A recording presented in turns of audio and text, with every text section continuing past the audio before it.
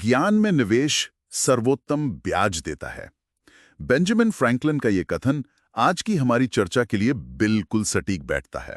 नमस्कार।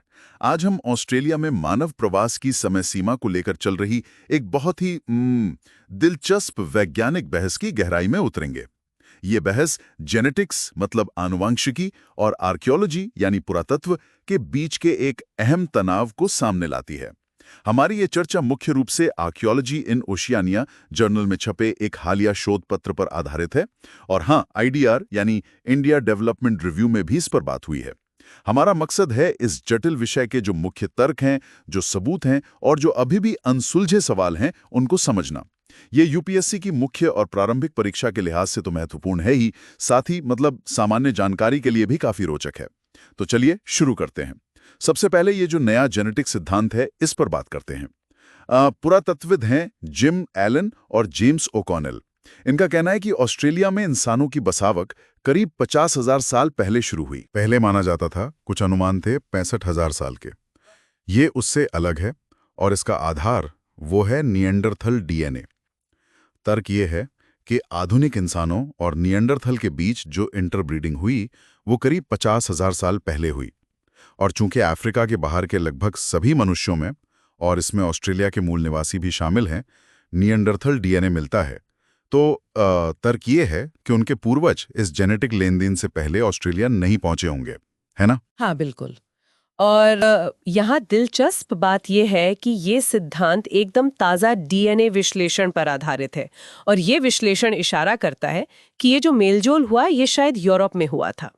जैसा ओ'कॉनेल खुद कहते हैं, सहूल मतलब वो प्राचीन जुड़ा हुआ ऑस्ट्रेलिया न्यू गिनी वाला भूभाग, उसका शुरुआती उपनिवेशीकरण बहुत महत्वपूर्ण है क्योंकि ये लेट प्लाइस्टोसीन में हुआ, जो अफ्रीका से बाहर आधुनिक मानव आबादी के एक बड़े फैलाव का समय था। तो ये जेनेटिक सबूतों की अहमियत दिखाता है। हाँ, ये जेनेटिक एंगल तो बहुत मजबूत लग रहा है, लेकिन कहानी में एक बड़ा मोड़ भी है। वो है पुरातात्विक सबूत। खासकर ऑस्ट्रेलिया के उत्तरी इलाके में एक साइट है, माजिद बिबे। ये साइट इस जेनेटिक टाइमलाइन को सीधी चुनौती देती है।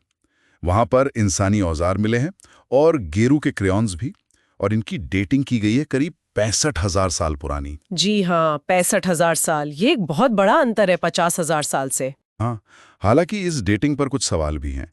मतलब ये कहा जाता है कि वो चट्टानी गुफा है, तो हो सकता है रेत जमने से वो चीजें नीचे धंस गई हों और इस वजह से वो असल से ज्यादा पुरानी लग रही हों। ये भी एक संभावना है। बिल्कुल, और ये एक बड़ी पहेली खड़ी करता है। देखिए, ओ'कॉनेल खुद मानते हैं, वो कहते हैं कि इसका मतलब ये नहीं कि माजिद बिबे का डेटा गलत है, पर अगर वो डेटा सही है, यानी 65,000 साल वाला, तो फिर शायद माजिद बिबे में रहने वाले लोग आज की जो सहूल आबादी है, उनके प्रमुख पूर्वज नहीं थे। अच्छा, तो मतलब कोई और समूह था जो पहले आया और फिर शायद खत्म हो गया? हाँ, ये एक संभावना है। या फिर ये भी हो सकता है कि हमारा जो जेनेटिक मॉडल है वो अभी भी पूरी कहानी नहीं बता रहा है, अभी और समझने की जरूरत है। ये तो वाकई सोचने वाली बात है। और जैसा कि पश्चिमी ऑस्ट्रेलिया विश्वविद्यालय के पीटर वेद कहते हैं, ये दोनों ही फील्ड्स, मतलब सहूल की पुरातात्विक और आणविक डेटिंग, अभी भी अपने शुरुआती दौर में है।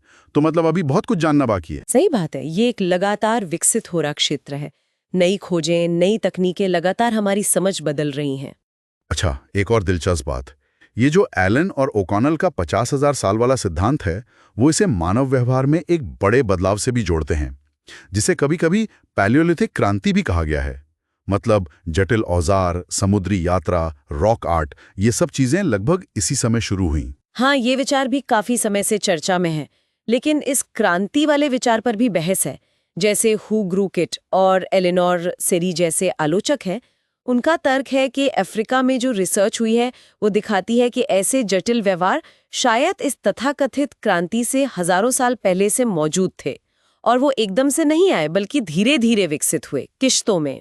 तो मतलब ये एक अचानक आया बदलाव था या एक धीमी प्रक्रिया? ये भी एक बड़ा सवाल है। जी, तो यहाँ बुनियादी सवाल यही है कि क्या इंसानी व्यवहार में एक अचानक क्रांतिकारी उछाल आया था 60,000 साल पहले, या ये एक लंबी क्रमिक विकास की प्रक्रिया थी जो बहुत पहले शुरू हो चुकी थी। ये सिर्फ तारीखों की बहस नहीं है, ये समझने की कोशिश है कि हमारे पूर्वजों ने कैसे और कितनी तेजी से नई दुनियाओं को अपनाया और उनके सोचने समझने का तरीका कैसे विकसित हुआ। तो कुल मिला के क्या समझें, निचोड़ क्या है? संक्षेप में यही कि ऑस्ट्रेलिया में पहले इंसानों के आने की कहानी अभी पूरी तरह साफ नहीं है। जेनेटिक्स और पुरातत्व दोनों अहम सुराग दे रहे हैं, पर वो हमेशा एक मत नहीं है। और यूपीएससी उम्मीदवारों के लिए ये बहस खास तौर पर महत्वपूर्ण है। ये दिखाती है कि वैज्ञानिक ज्ञान कैसे लगातार बदलता है, कैसे विकसित होता है, और ये भी कि अलग अलग तरह के सबूतों का आलोचनात्मक मूल्यांकन करना कितना जरूरी है। कैसे नई तकनीकें पुराने विचारों को चुनौती दे सकती हैं। बिल्कुल। और श्रोताओं के लिए सोचने को एक बात छोड़ जाते हैं, क्या आपको लगता है कि भविष्य की कोई तकनीक या कोई नई खोज आखिरकार इस जेनेटिक बनाम पुरातात्विक गुत्थी को पूरी तरह सुलझा पाएगी, या फिर हमारे इतने गहरे अतीत की जो जटिलता है वो हमेशा कुछ सवालों को रहस्य ही बनाए रखेगी? हमें उम्मीद है कि ये गहन चर्चा सामान्य जानकारी और खासकर यूपीएससी की तैयारी के लिहाज से आप सबके लिए उपयोगी रही होगी। अगर इस विषय पर आपके कोई और सवाल हैं या आप किसी और टॉपिक पर ऐसी ही चर्चा सुनना चाहते हैं, तो कृपया लाइक करें, सब्सक्राइब करें और नीचे टिप्पणी अनुभाग में हमें जरूर बताएं। धन्यवाद।